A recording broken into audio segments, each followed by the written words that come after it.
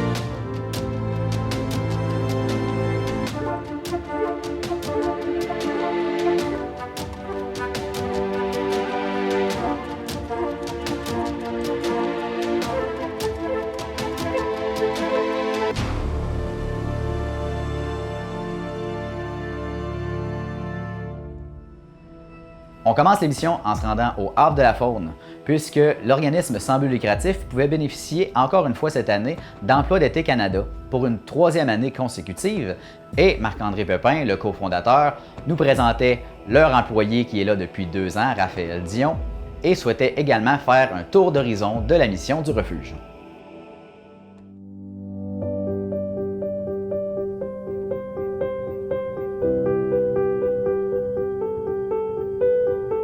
Le Havre de la Faune, c'est un centre de réhabilitation pour animaux sauvages situé au Bas-Saint-Laurent. Notre mission, c'est d'accueillir les animaux qui sont blessés ou orphelins, de les soigner, de les nourrir, de les héberger. Puis quand leur survie est plus compromise, on les remet dans la nature. C'est important de comprendre qu'on n'est pas une équipe de sauvetage animalier. On ne va pas se déplacer pour aller chercher ces animaux-là parce qu'on fait tout ça bénévolement sur notre propriété privée, en dehors de nos emplois respectifs.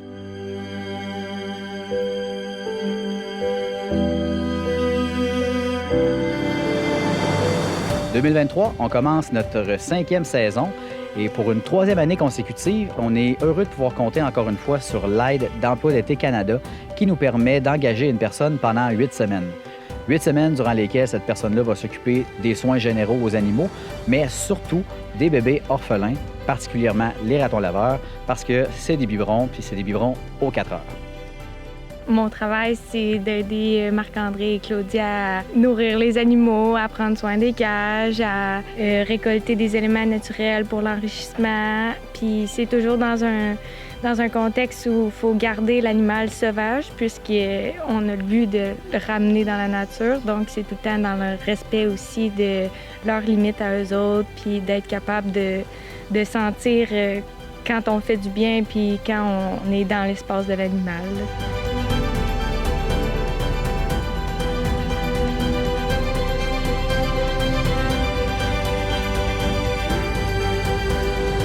Moi, j'arrive le matin vers 8 heures. Je commence par nourrir les chèvres, les poules. Après ça, je monte à la pouponnière. Je vais faire mes petits bébés ratons. C'est surtout de leur donner du lait, de les accueillir dans le monde.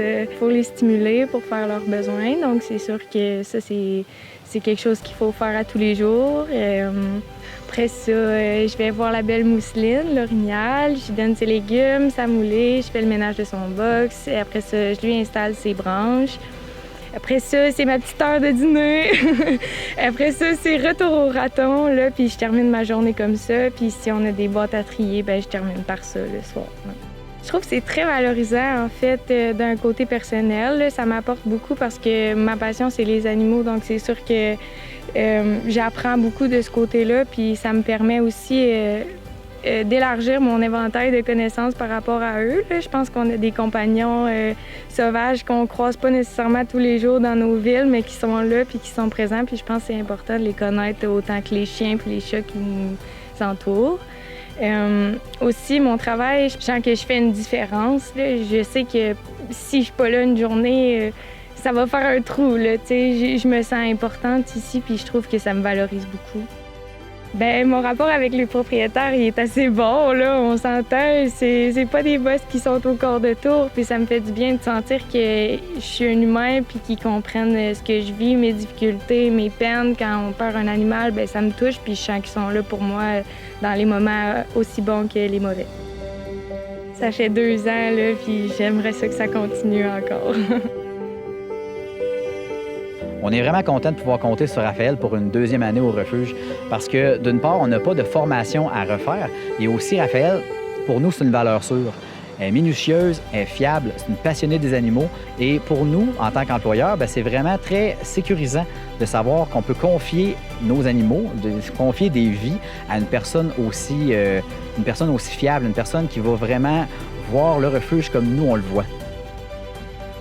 Emploi d'été Canada, c'est vraiment un outil nécessaire aux petites entreprises comme la nôtre parce que ça nous permet, durant la période d'employabilité, de nous développer comme entreprise, mais aussi de donner l'expérience à ces personnes-là, à ces jeunes-là, une expérience riche puis qui peut les encourager à garder une implication dans ces entreprises-là. J'en profite pour souligner le soutien des députés locaux, que ce soit Maïté Blanchette-Vézina, qui soutient notre mission, et également Maxime Blanchette-Jonca, qui est en charge du dossier d'Emploi d'été Canada dans la région. En terminant, j'invite toute la population à participer aux visites éducatives qu'on offre au refuge, et ce jusqu'au 31 août. Que ce soit la visite découverte, qui vous permet de faire vraiment un tour d'horizon du refuge, d'en apprendre plus sur la mission, d'en découvrir un peu plus sur les animaux qui sont présents au refuge lors de votre visite. C'est vraiment une visite un peu plus accessible. Sinon, on a la visite immersion, qui est un peu bénévole d'un jour, si vous voulez. Vous faites la tournée avec nous, vous soignez les animaux et vous voyez vraiment l'envers du décor de ce que c'est un refuge pour animaux sauvages. Ce qu'il faut savoir, c'est qu'on fait tout ça bénévolement sur notre propriété privée. Donc, on compte vraiment sur les dons des gens, sur les visites, sur le parrainage pour pouvoir continuer notre mission qui est aider les animaux sauvages. Donc, si les gens veulent plus d'informations, s'ils trouvent un animal en détresse, on les invite à consulter notre site Internet arbredelafaune.com.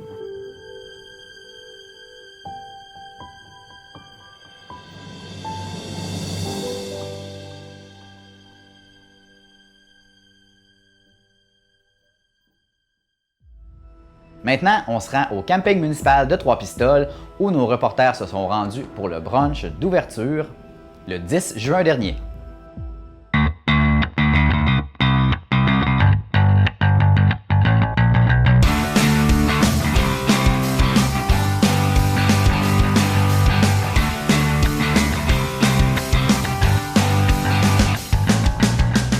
Le 10 juin 2023, au camping municipal de Trois-Pistoles, c'était l'ouverture officielle. Et pour célébrer cette ouverture, un brunch était organisé.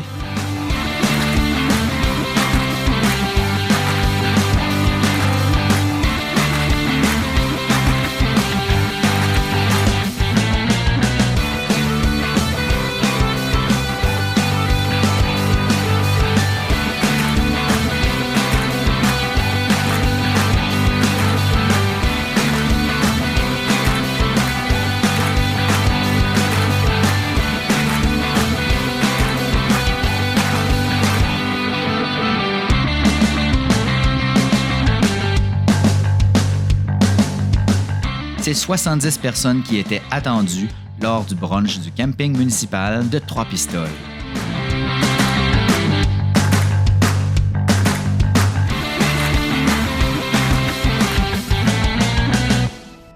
Maintenant, on s'en va faire un tour du côté de Saint-Mathieu-de-Rioux, où j'ai été rencontrer M. Lorenzo Beaulieu, qui nous parle du Club des 50 ans et plus et des activités à venir au courant de l'été.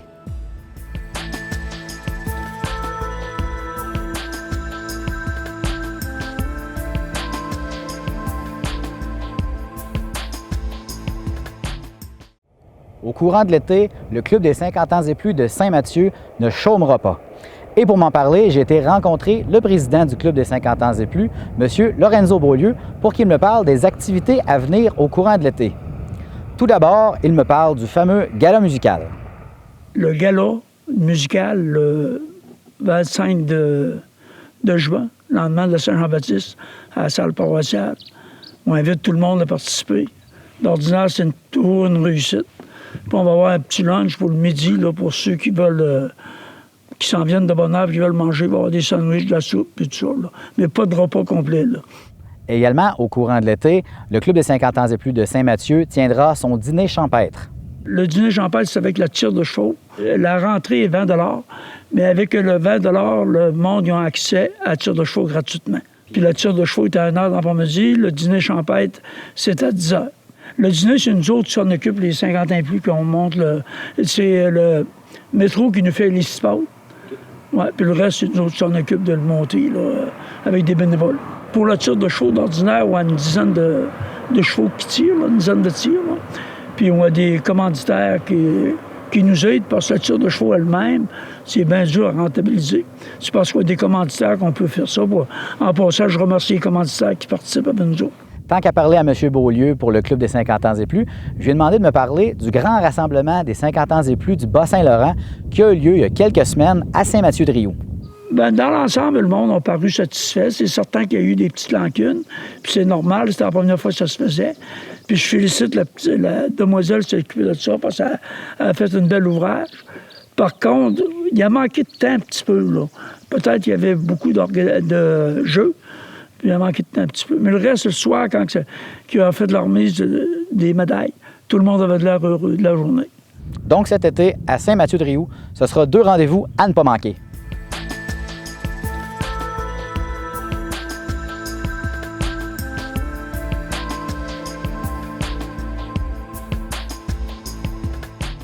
À présent, je vous présente un reportage que j'ai pu faire avec M. Damien Sirois, qui est au loisir à la municipalité de Saint-Jean-de-Dieu, pour nous parler des prochaines dates à retenir pour les festivités du 150e anniversaire de la municipalité.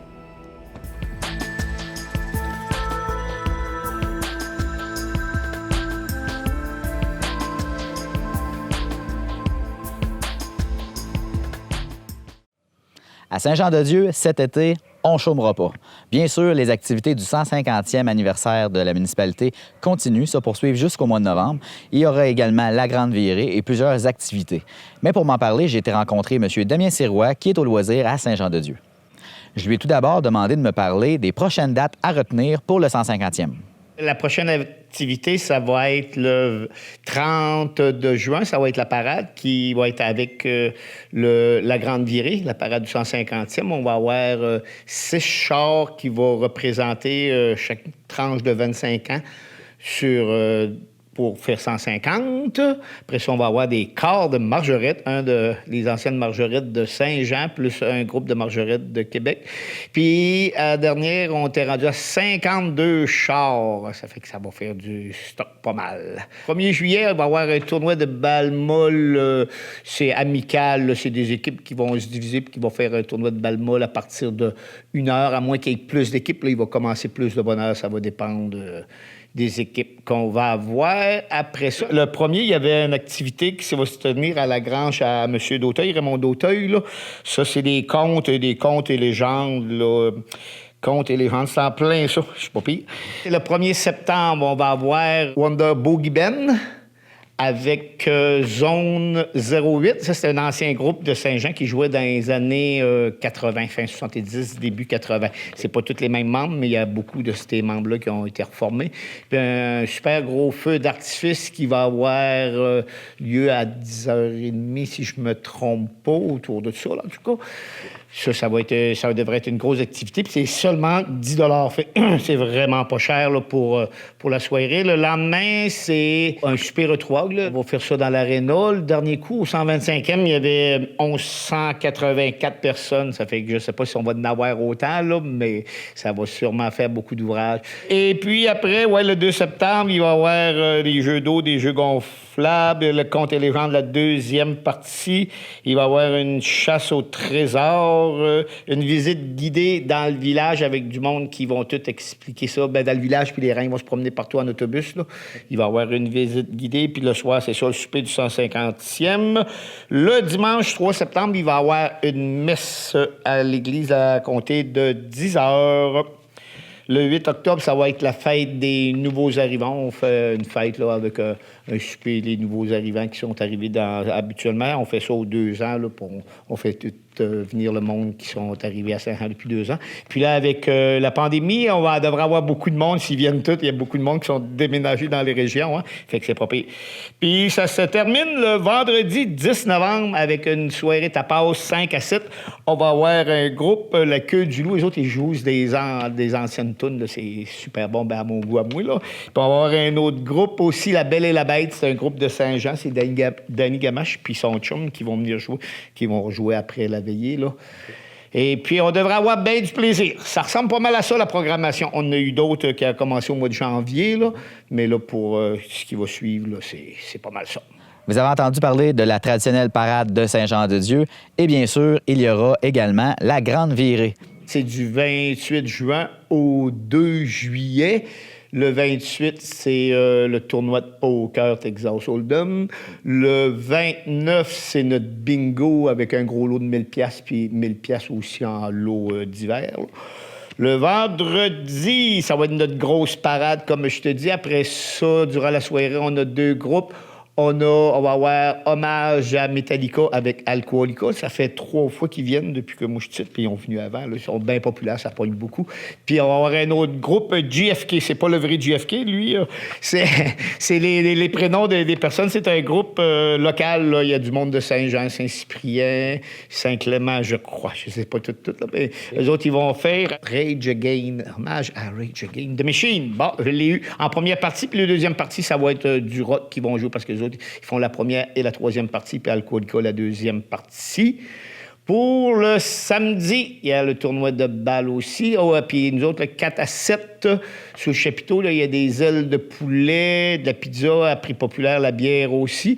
Puis c'est marqué dans les dépliants, mais les activités du vendredi puis du samedi se tiennent au centre communautaire. Là. Ça fait que avant ça, c'était à l'église. Là, mais on trouve qu'on a plus d'un bel équipement ici. Ben, c'est pas de leur faute, là, mais on a un bel équipement, ça fait que pourquoi pas en profiter, puis les jeux d'eau sont ici pour les jeunes, puis on peut mettre tous nos jeux gonflables. Là.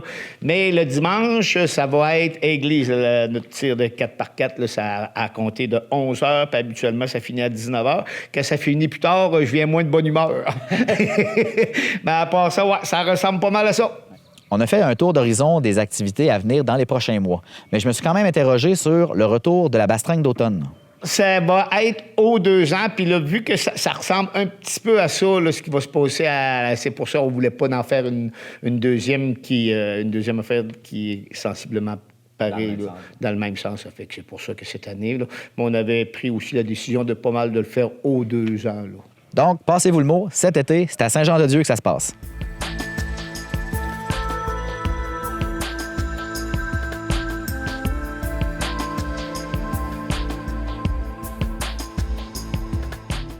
Après Saint-Jean-de-Dieu, c'est au tour de l'Île Verte. Je me suis rendu à la cour de circuit pour en apprendre davantage et j'ai rencontré Mme Françoise Dubé, qui est présidente de la Fondation du patrimoine de l'Île Verte. Elle nous explique ce qu'a été la cour de circuit et ce qu'elle est maintenant.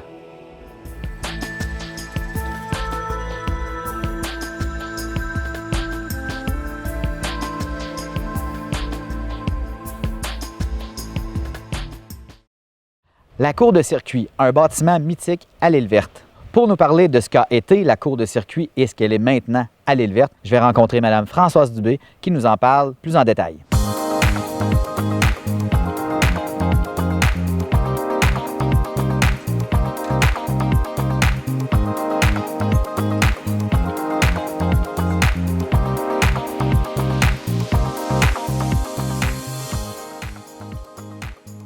La cour de circuit, c'est un ancien palais de justice. Dans les années 1850, le règlement législatif a changé et au lieu de faire déplacer les gens vers les grands centres, le gouvernement a décidé de mettre des cours de circuit un peu partout. Et l'île verte était chef-lieu du comté à ce moment-là, parce qu'on faisait partie du comté de Témiscouata. Et elle a eu ce cours de circuit ça a commencé à opérer en 1853, mais la bâtisse n'était pas construite à ce moment-là. Ça se faisait dans une maison d'un monsieur Côté, tout près ici du centre d'incendie, du poste d'incendie. Et 1859-1860, la bâtisse de la cour de circuit a été construite. Et à partir de ce moment-là, les procès de causes mineures se tenaient ici. 3 fois par année, c'était les juges et les avocats qui se déplaçaient pour venir entendre les causes ici, à l'île verte. Et souvent, c'était des chicanes de voisins ou des procès de causes mineures, toujours. Et il y avait une maison à côté ici qui hébergeait le juge et les avocats. Ouais. Ça fait que c'est pourquoi la bâtisse n'est pas isolée pour l'hiver. OK? Elle est construite complètement en bois, sur des madriers de pin, un style vernaculaire qui se mariait avec les bâtisses qui existaient à ce moment-là. Maintenant, il y a beaucoup de maisons aux alentours qui sont soit plus là ou qui ont été modifiées, mais la cour de circuit avec son clocheton est exactement dans le style de ces années-là. À ma connaissance, il y a eu 8 cours de circuit. Il y en a eu dans l'Estrie, il y en a eu dans le Bas-Saint-Laurent, je pense qu'il y en avait 2. Et l'île verte était une de celles-là, étant donné l'importance de la paroisse à ce moment-là, qui était chef-lieu du comté. Il y avait 3000 habitants, il y avait beaucoup d'actions. Et Louis Bertrand, qui est un des premiers, s'était impliqué beaucoup. Et c'est un peu par son intervention et un groupe de l'île verte qu'ils ont obtenu la cour de circuit. En 1917, les lois ont changé. Et là, les cours de circuit ont perdu leur attribution ou leur fonction. Et la cour de circuit de l'île verte est devenue une bâtisse communautaire où est-ce que là, il y avait des réunions, les réunions de la Société d'agriculture, les réunions, il y avait des sociétés de littérature aussi. Mais au fil des ans, en 71, je crois, là, elle a été complètement fermée en raison du mauvais état de la bâtisse. Ça fait que là, elle a sombré un peu dans l'oubli. Moi, je me souviens, quand j'allais à l'école, je passais devant et je ne savais pas à quoi ça servait. Mais vers les années 85, là, il y a un groupe de citoyens qui se sont intéressés à la valeur patrimoniale de la bâtisse. Et à force de demandes et tout ça, de faire valoir cette bâtisse-là, elle a été reconnue site historique, monument national dans les années 79 et 80. Et puis là, à ce moment-là, le comité a continué à travailler pour justement la restaurer. Et à peu près 91-92, là, la Fondation du patrimoine, avec la mission de redonner à la cour de circuit sa valeur patrimoniale, a été fondée. Et ça a été jusqu'en 2000. En 2000, là, la restauration a eu lieu. Et les gens qui viennent visiter la cour de circuit ont accès à une vidéo où est-ce qu'on voit tout le processus. Et dans le respect de son architecture initiale, c'est là qu'elle a été reconstruite. Et à partir des années 2000, c'est devenu musée, mais aussi salle de spectacle. Parce que dans la charte ou dans les lettres patentes, elle a droit à avoir l'évocation de salle communautaire, salle de spectacle. On ne touche pas à l'extérieur, mais l'intérieur, on peut l'aménager comme on veut. Ça fait que c'est pourquoi, au fil des ans, on a donné des spectacles. Il y a eu du théâtre. Le théâtre populaire de l'île verte, ça a fait salle comble pendant plusieurs années. On a reçu des artistes, mais toujours en pensant à donner une chance ou donner une visibilité à nos gens de l'île verte. En tout cas, moi, c'est ma mission. Je ne suis pas fermée pour avoir des gens de l'extérieur. Même, on reçoit des fois des artistes de l'extérieur qui sont épatés de voir la sonorité, l'acoustique de notre salle. C'est incroyable. En tout cas, moi, je me suis produit ici depuis 2005 à l'invitation de Mme Grandmaison, qui, à ce moment-là, était présidente. Et j'ai été charmée. Puis c'est pour ça que maintenant, je m'implique pour justement que plus d'artistes puissent venir.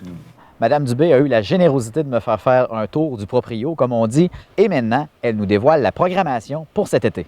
Pour 2023, nous avons une programmation un peu différente des autres années. La Fondation du patrimoine, qui est soucieuse de la conservation de l'Église, a présenté un projet à Classique Barlette et ses amis, et on a eu une subvention pour organiser un concert à l'Église de l'Île-Verte sous la formule moitié-moitié concert participatif. OK? Et le trio qui est là, ben, c'est le trio cousin-cousine, mes deux cousins, Marcel Beaulieu et Rémi Beaulieu, et moi-même.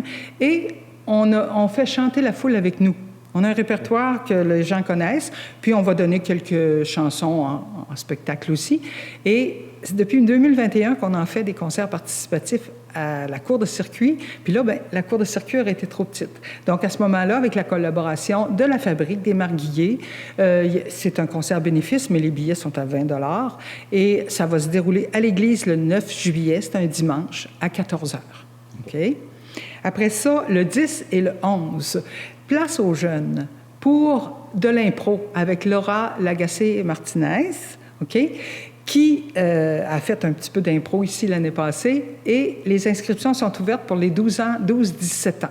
Et ça va être 2 jours, 2 après-midi, 2 ateliers de 14 h à 16 h, le 10 et le 11 juillet, où les jeunes vont pouvoir d'abord se faire expliquer, se faire mettre en contexte qu'est-ce que c'est que l'impro, et dans le deuxième atelier, ils vont pouvoir s'essayer. Puis si ça leur donne le goût... Après ça, pour les jeunes du terrain de jeu, le 19 juillet, c'est une demi-journée. Les jeunes du terrain de jeu s'en viennent ici vers 9h30 jusqu'à 11h30. Et là, on fait des activités qui ont rapport avec, justement, la justice. La responsable est Annick Pelletier, qui est vice-présidente de la Fondation. Puis, on ne sait pas si Lily Lamoppe viendra, parce que Lily Lamoppe, c'est un personnage créé, c'est la concierge à l'origine de la cour de circuit, qui était chargée de faire le ménage comme il faut. Puis les jeunes ont comme tripé dessus. Ils ont trouvé qu'elle était sympathique, la bonne femme. Je ne sais pas si elle va être là, mais j'ai entendu dire qu'il y a des méchantes langues qui voudraient y faire un procès. En tout cas, mais nos jeunes du terrain de jeu, Annick va s'intéresser avec Rachel Lemire, qui est aussi un membre du comité, pour justement tenir en haleine nos jeunes du terrain de jeu. C'est la 2e année qu'il y a une activité comme ça.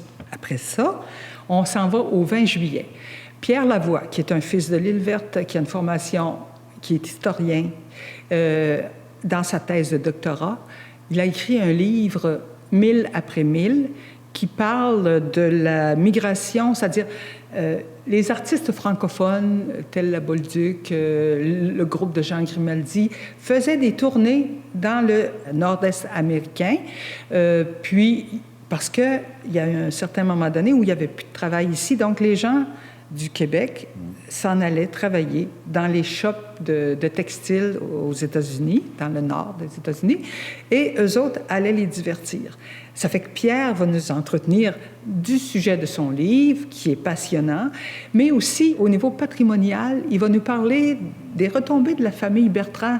Qu'est-ce que la famille Bertrand a instauré dans l'Île-Verte, parce que ça a été une famille qui a fait vivre l'Île-Verte et qui a développé beaucoup l'Île-Verte au 19e siècle. Le 30 juillet, nous avons un couple de personnes d'un certain âge, passionnés de musique, qui vont nous proposer l'explosion de sens. Madame Doris Labrec, qui, elle, compose au piano. Elle va nous livrer sa musique, une prestation, et son mari, Michel Morissette, lui, il est conteur, puis il joue du violon. Ça fait que la présentation, c'est dans l'après-midi, et ça va durer à peu près 1 heure, et ils vont nous entretenir, puis ils sont amusants, c'est le fun. Puis Madame Doris, ben sa musique, c'est cute à entendre, puis c'est elle qui l'a composée, là. Ça fait que c'est ça qui est intéressant. Après ça, le 17 et le 19 août, en soirée, ils sont attendus, El Petit Couple. Le petit couple, comme il disait, là.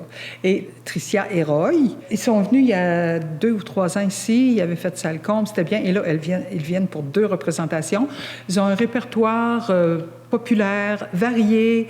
Lui est excellent guitariste et Tricia chante et elle s'accompagne à la mélodica. C'est cute, c'est le fun.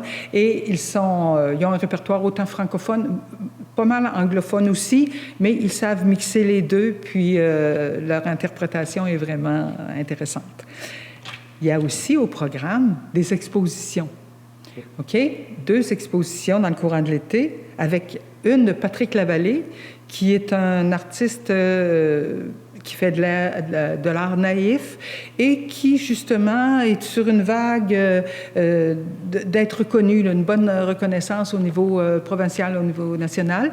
Puis, on a la chance, justement, d'avoir de ses œuvres tout l'été. Là, l'exposition n'est pas montée au moment où je vous parle, mais tout au cours de l'été, jusqu'au 10 août, ça va être les œuvres de Patrick Lavallée, l'atelier du Gosseux. OK? Et le 10 août, viendra Mme Denise Beaulieu, qui est photographe. Cette année, elle met le nature-culture sur des photos qui ont été prises lors des sentiers de Kiskoutouk. OK? Et elle sera ici à partir du 10 août. Et nous avons un guide interprète qui va commencer le 28 juin, qui est Samuel Blais. C'est sa 3e année avec nous. Il s'occupe de faire des visites, de guider les visites. Et il va être en poste jusqu'au 13 août. Et malheureusement, cette année, on n'a pas eu de subvention pour notre guide, mais on a décidé justement d'assumer l'engagement du guide pour ne pas laisser la cour de circuit, disons, à l'abandon. Et à compter du 15 août, bien là, on va avoir recours à des bénévoles. Peut-être qu'on va devoir réduire les heures d'ouverture, mais sur notre site Internet, on va vous tenir au courant. Puis, aux Journées de la culture, le 1er octobre, on va rendre hommage aux écrivains de la place. Richard Lévesque, Maurice Dumas, qui a écrit des pièces de théâtre pour plusieurs années ici, qui ont eu du succès. Cynthia Dubé, qui est une auteure prolifique, et c'est une jeune. Et aussi, on va rendre un hommage à titre posthume à l'abbé Robert Michaud.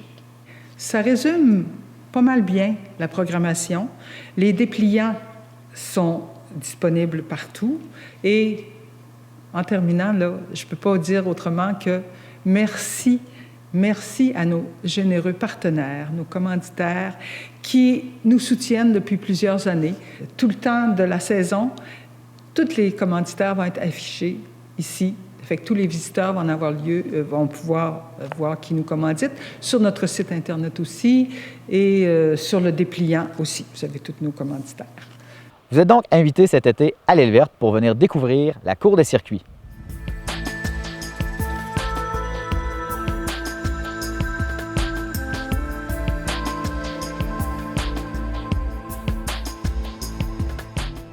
On prend maintenant une pause publicitaire et au retour, un reportage très attendu par nos auditeurs, le rassemblement des motos pour la bénédiction des motos à Trois-Pistoles, organisé comme levée de fonds pour l'église Notre-Dame-des-Neiges.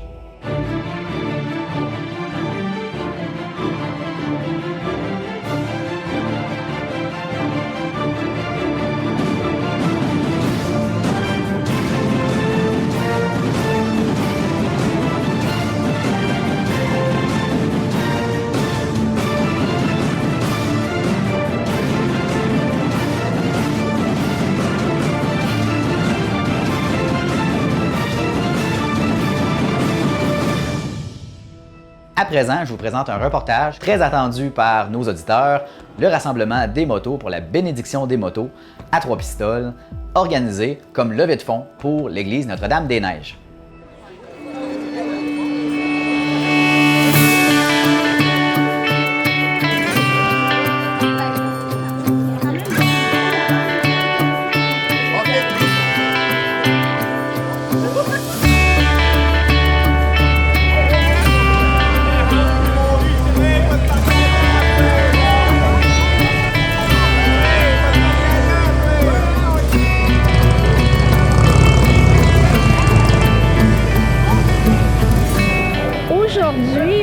décidé cette année de reprendre le flambeau de Saint-Simon et d'organiser une messe pour la bénédiction des motos. Puis je dois dire, là, je suis assez énervée.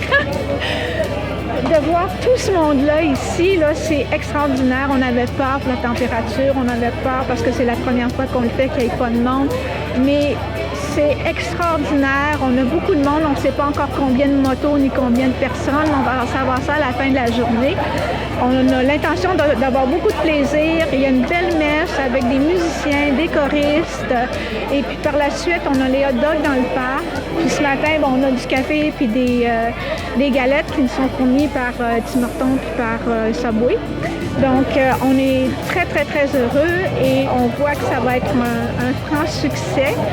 Tous les bénéfices d'aujourd'hui, je dois le dire, vont à l'entretien de l'église de Trois-Pistoles qui est très élevé. Là. Ça nous coûte un petit peu moins que 100 000 $ par année. Et ben voilà, je pense que ça va être un très bel événement.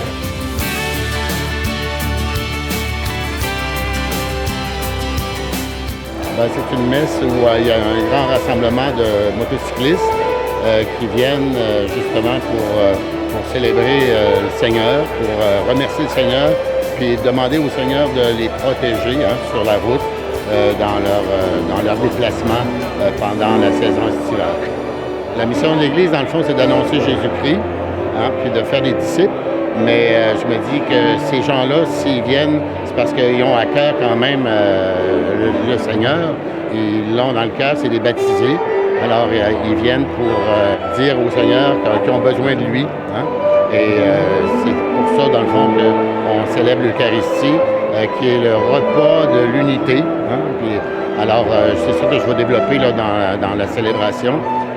La messe, c'est la fête de l'unité.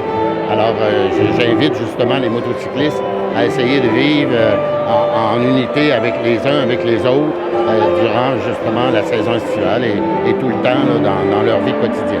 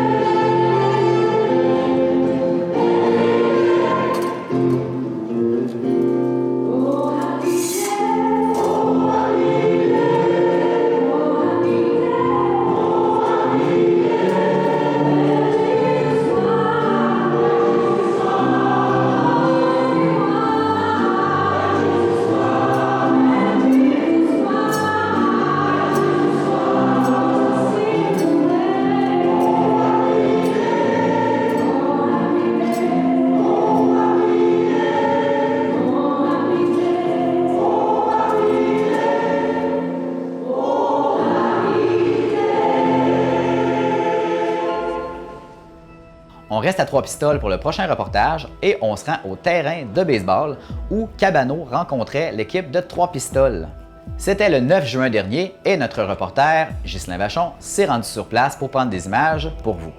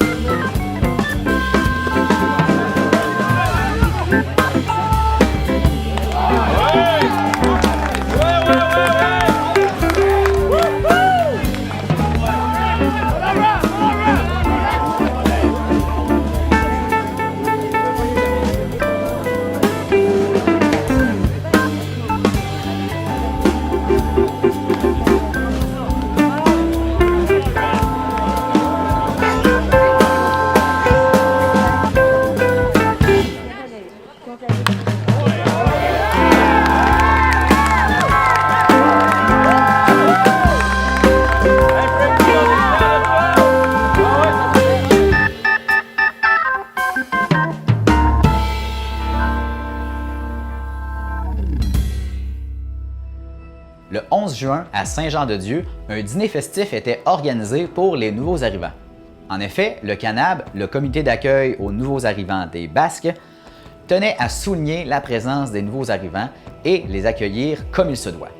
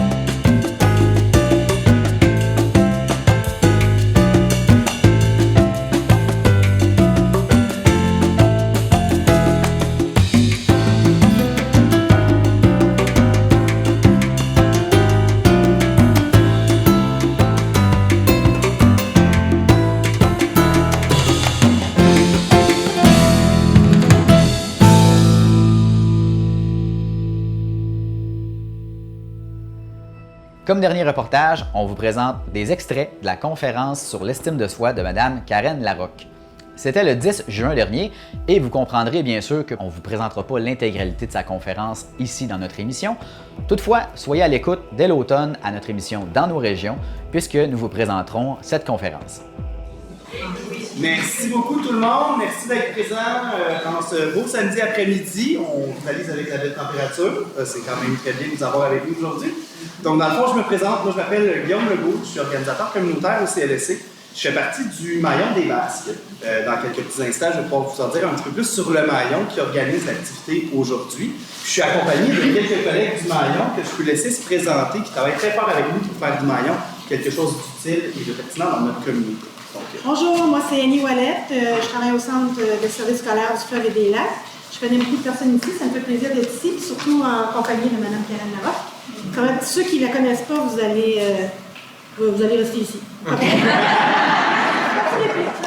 Merci d'être là. Moi, on continue dans les Ouellettes. Julie Ouellette, Centre Alpha des Basques à Trois-Rivières. Moi aussi, je fais partie du comité. Puis, je suis vraiment contente de vous voir. Puis moi aussi, on a la crème aujourd'hui, qui fait beau dehors. On a les gros. Bonjour, moi c'est Alexandre, je suis travailleur de rue pour la MRC des Basques à Trois-Pistoles. Je veux seulement vous souhaiter une belle conférence et une belle journée. Merci. Super. Donc, quelques petits mots rapidement sur le Maillon des Basques. Vous l'avez peut-être vu à votre arrivée, il y avait une table avec du matériel promotionnel, dont ceci. C'est le nouveau répertoire Maillon, revu, revampé, amélioré. Tout ce que vous avez comme qualificatif positif. On espère que vous allez l'aimer. C'est un bottin qui vous présente toutes les ressources communautaires qui sont disponibles dans notre milieu. Donc, si vous avez des questions, si vous-même ou un proche, un collègue, un parent, un ami a ou vous pensez qu'il pourrait avoir besoin d'aide, c'est un outil super efficace pour retrouver rapidement de l'information. L'outil est également en révision actuellement dans son format web. Il y aura très prochainement là, les mises à jour sur le site web qui vont être complétées pour s'agencer à ce tout nouveau document. Donc, le Maillon, quelques petits mots, ça fait 12 ans, un petit peu plus de 12 ans dans les Basques que ça existe. C'est le résultat de la concertation de plusieurs partenaires, donc institutions, organismes communautaires, des intervenants du milieu. Et puis, on a 3 mots-clés pour définir le Maillon qui sont promouvoir, donc promouvoir les services qui existent dans notre milieu, outiller en vous donnant des outils, des conférences, des activités gratuitement qui vont pouvoir vous permettre de mieux répondre aux besoins de vos proches ou des personnes dans le milieu et également former parce qu'on offre des formations notamment en entreprise. Le Maillon, c'est pas plus compliqué que ça. Si vous avez des questions, n'hésitez pas à en parler à des organismes de la communauté. On est en train de voir notre concertation grandir, donc il y a de plus en plus de gens qui se joignent au Maillon. Donc c'est un plaisir de vous présenter l'activité aujourd'hui. Pour ceux et celles que vous connaissez, qui n'ont pas eu le répertoire, dans les municipalités, parce que ça ne sera pas envoyé dans les boîtes postales comme auparavant, fait que ça va être les municipalités qui vont avoir une copie. Fait que si jamais il y a des gens qui sont intéressés à avoir une copie, je n'hésite pas pour leur dire où s'en procurer. Puis aujourd'hui, n'oubliez pas que j'en remets ici, ceux qui n'ont pas encore leur copie, vous pouvez venir après la conférence, là, on vous en remettra gratuitement. Oui, puis sinon, c'est possible de nous écrire un courriel ou d'aller tout simplement sur notre page Facebook si vous souhaitez en avoir des copies. Vous faites juste nous écrire un petit coucou puis on va pouvoir vous en remettre gratuitement. L'outil est gratuit, fait que c'est un plus. Voilà. Merci beaucoup! Fait que vous êtes pas venus ici comme si je suis voir mieux. Fait que dans le fond, je vous laisse en très bonne main parce qu'aujourd'hui, on a la chance d'avoir Karen encore pour une deuxième fois. Dans le fond, elle est venue l'année passée, les gens avaient full apprécié. Je sais qu'il y a des gens que suite à la conférence, je vous laisse à la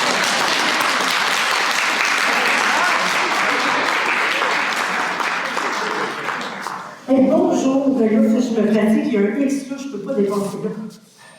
Ça me fait super plaisir d'être là avec vous autres. Qui me rencontre pour la première fois? Oui, mais je vais prendre le temps. Oui, en fait, ça, c'est ça. Je vais prendre le temps de me présenter pour ceux qui ne me connaissent pas. Donc, je suis Karen Larocque. Moi, je suis. Qu'est-ce que je suis donc? Je suis plein d'affaires. Mais entre autres, je suis une ex-psychologue. Moi, j'ai été psychologue pendant 17 ans, de 2000 à 2017. Puis en 2017, j'ai décidé de fermer mon bureau. En fait, j'ai décidé plutôt de travailler à faire disparaître les problèmes psychologiques. J'avais plus envie de faire apparaître la santé psychologique. Et ma nouvelle mission, c'est de transmettre mes connaissances, mes trucs, mes astuces au plus grand nombre d'humains possible. Fait que moi, quand je vois des gains d'humains comme ça me rend heureuse. Je suis vraiment contente. Aujourd'hui, on va parler de l'estime de soi. J'ai appelé ça « mode d'emploi pour bâtir l'estime de soi ». Mon intention, c'est que quand vous allez partir d'ici, que vous ne vous disiez pas « on dit qu'elle est bonne et qu'elle est fine, Karen ».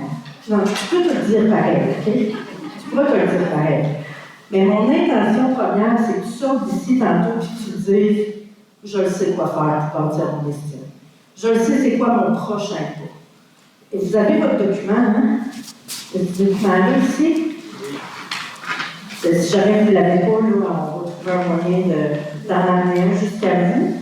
Les informations importantes sont là, c'est pour vous permettre, en fait, de vous éviter d'avoir à prendre trop de notes.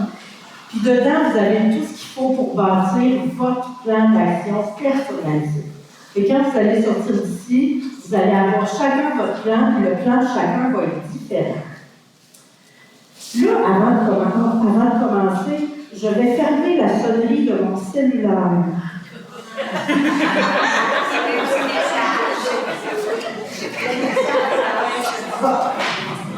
Ça, je dis bien. Ça passe pareil. Puis, j'ai un avertissement à vous faire avant de commencer. Ceux qui ont l'habitude de mes conférences connaissent mon super avertissement. Qu'il est strictement défendu de se taper sur la tête cet après-midi. Moi, je prends pour acquis que vous faites votre possible. Les humains, on fait... Oui, madame, on fait notre possible. Je ne pensais pas que ça pouvait surprendre autant que ça. Mais tous les humains, on fait vraiment notre possible. Puis quand on vient dans une conférence comme ce que vous allez entendre, ça se peut que cet après-midi, vous preniez conscience de certaines affaires. Ça se peut, par exemple, que tu prends conscience qu'il y a des choses que tu fais. Qu'est-ce qui se passe? Je te juste maintenant. Ça se peut que tu réalises qu'à tous les jours, tu fais des choses qui te font perdre des points d'estime de toi. Si jamais tu réalises ça, défendu de te taper sur la tête avec ça. OK? Moi, je prends pour acquis que tu fais ton possible. Puis jusqu'à maintenant, tu as le droit de plaider l'ignorance. Tu ne le savais pas. Et tu ne peux pas te taper sur la tête avec quelque chose que tu ne savais pas. Si vous voulez continuer de plaider l'ignorance, c'est encore possible. Mais il faudrait trouver un moyen de vous éclipser dans les 5 prochaines minutes. J'en profite pour vous dire que les sorties sont ici et ici. Parce que dans 5 à 10 minutes, vous allez commencer à savoir. Puis quand on sait, on ne peut pas désavoir. Et vous ne pourrez plus plaider l'ignorance. Mais jusqu'à maintenant, vous avez le droit. Puis moi, je prends pour acquis que vous avez envie d'apprendre. Si vous êtes là cet après-midi, c'est parce que vous avez envie d'apprendre comment on fait ça pour bâtir l'estime de soi. J'ai un deuxième avertissement. Après ça, je vous lâche tranquille avec les avertissements. Deuxième avertissement, ceci n'est pas une conférence. Je suis allée voir la définition d'une conférence. Une conférence, c'est un discours en public sur une question. Ça veut dire que pendant 1h30, je serai là à vous transmettre de l'information. Là, je me dis, ben là, c'est pour ça que je suis ici. OK, oui, je vais rester là, je vais transmettre de l'information. Mais c'est bien plus un atelier. Voyons. C'est bien plus un atelier qu'une conférence. Parce que vous êtes là, si vous dites, non, elle ne fera pas parler ici, elle ne fera pas aller sur la scène, pas du tout. Mais avec votre cahier, je vais vous emmener dans une réflexion pour vous amener à identifier c'est quoi ton prochain pas à toi, pour développer ton estime de soi. Fait que ce que j'ai, notre manage, ce que j'ai à l'horaire. Première chose, je trouve ça super important qu'on fasse la différence entre la confiance en soi et l'estime de soi. Parce que la confiance et l'estime,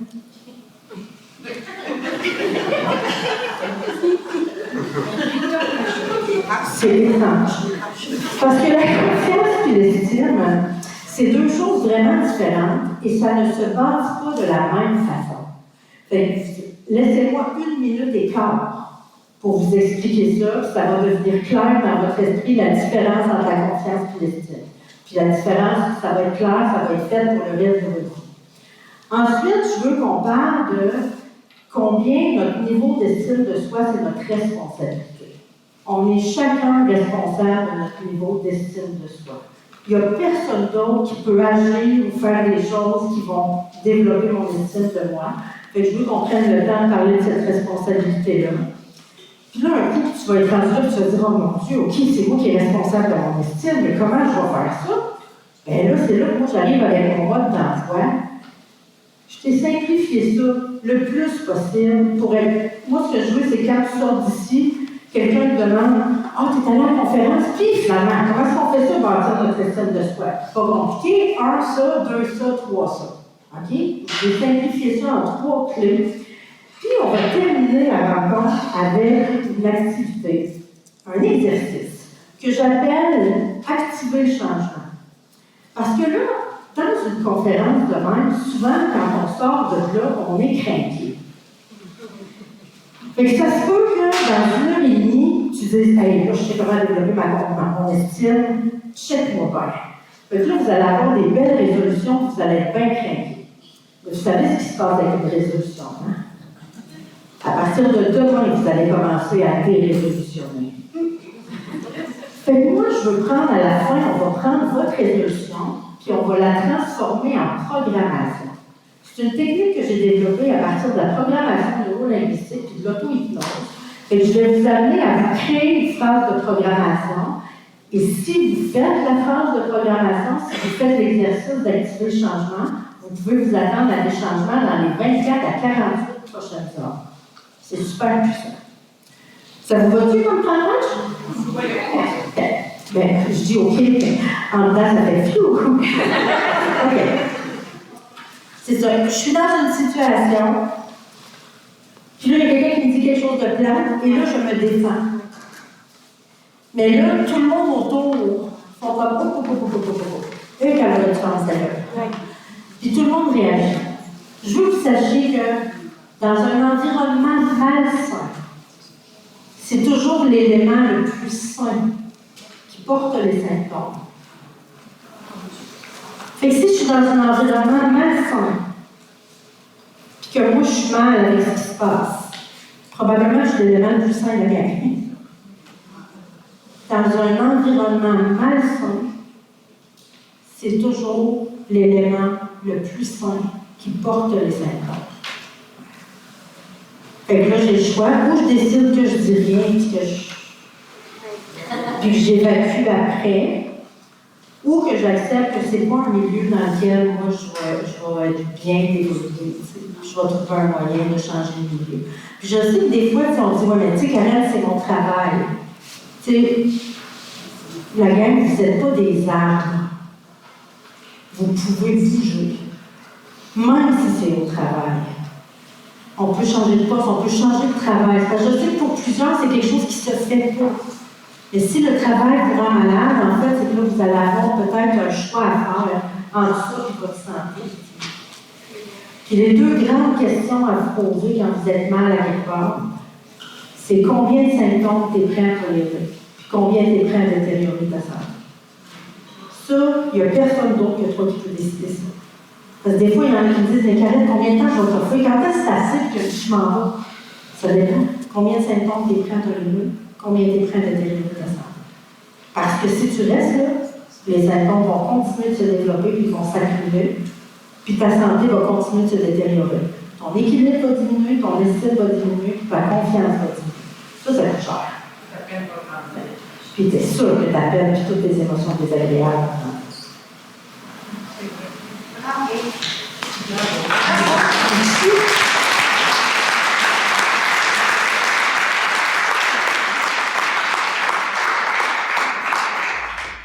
C'est ce qui met fin à l'émission de cette semaine et la dernière émission de notre saison. J'espère que vous avez apprécié ce qu'on vous a préparé tout au long de la dernière année. Si jamais vous avez des questions, des commentaires ou des suggestions, ou même juste nous contacter pour nous féliciter de notre travail, vous pouvez le faire sur tcbh.tv. Abonnez-vous à notre page Facebook ainsi qu'à notre chaîne YouTube pour ne rien manquer du contenu qui vous intéresse. Notre équipe va sans doute aller filmer quelques événements au courant de l'été, ça va de soi. Toutefois, le bulletin de nouvelles se termine ainsi et nous, on se revoit en septembre pour la rentrée et on vous préparera une 6e saison des infos TCBH. Sur ce, bon été, profitez du beau temps et je vous souhaite tout le meilleur pour les prochains mois. On va se souhaiter du beau temps. Sur ce, c'était Marc-André Pépin pour les infos TCBH. Salut tout le monde!